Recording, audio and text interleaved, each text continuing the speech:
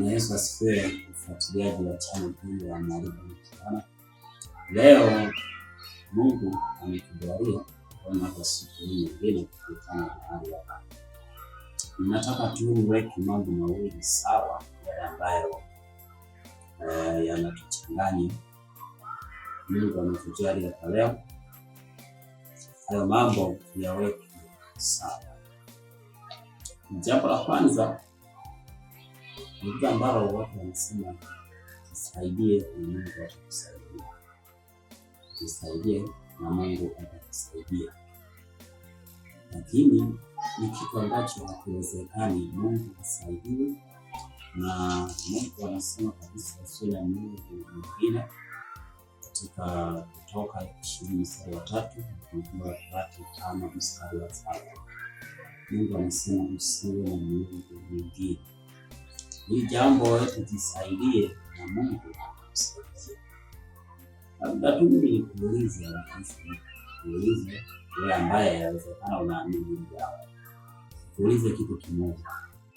Hivi Mungu wakati anaumba bahari, wewe ulichangia litapata samaki?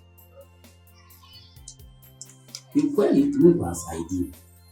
Mungu anajitosheleza. Mungu ni yote katika yote. Mungu anaweza mambo yote. Yaani wewe Mungu anayekuumba huwezi kumsaidia. Aliyekuumba huwezi kumsaidia. Ameshindwa nini mpaka umsaidie? Lakini wakati anakuumba wewe, ulimsaidiaje? Kama leo una uwezo wa kumsaidia, wakati anakuumba ulimsaidia? Mungu anajitosheleza. Mungu hajashindwa. Kuna kinachomshinda Mungu. Mungu anaweza mambo yote. Kwa hivyo hili jambo ni tofauti kabisa, ni jambo ambalo lipo kwa kutosha watu, ni jambo lipo kwa ajili ya kuwadanganya watu. Mungu hasaidiwi, Mungu anajitosheleza. Kwa hiyo hili jambo liondoe kabisa, hili jambo lifute, hakuna kinachomshinda. Lakini kitu kingine ambacho ni maneno ya uzushi ambayo yameinuka kwa kupoteza watu, ni jambo ambalo ikitokea mtu anapinga swala la uasherati, anapinga uzinzi, anapinga uharibifu kama huo, watu wanapenda kuuliza swali kwamba kama unapinga hilo au huyu anayepinga, mbona basi hajaoa, mbona basi ameoa au anaolewa? Lakini tofautisha kati ya uzinzi na ndoa, tofautisha kati ya uasherati na ndoa.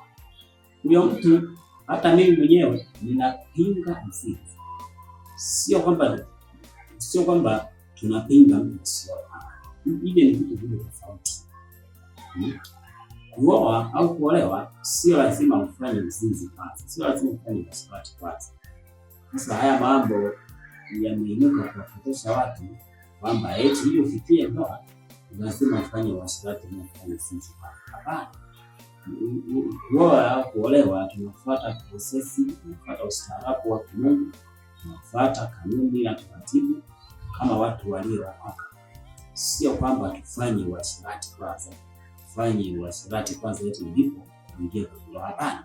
Kumbuka, hata kama mkiwa umeingia kwenye uchumba, uzinzi na uasherati kufanya kutana kwanza mkalala pamoja ni uasherati, ni dhambi.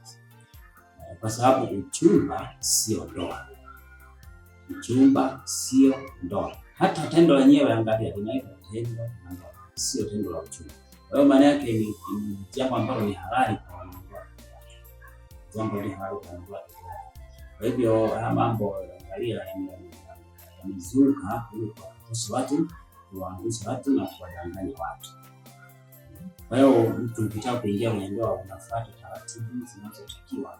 Sio kwamba uanze kwanza kulala pamoja, uanze kufanya uasherati eti ndipo sasa unaingia kwenye ndoa. Na ikitokea mtu analipinga hili unamuuliza, unawahi sana watu wanakimbilia sana kuuliza hili jambo. Unapinga hili kwani basi umeoa? Tofautisha kuoa, tofautisha ndoa, tofautisha kufunga ndoa na uasherati.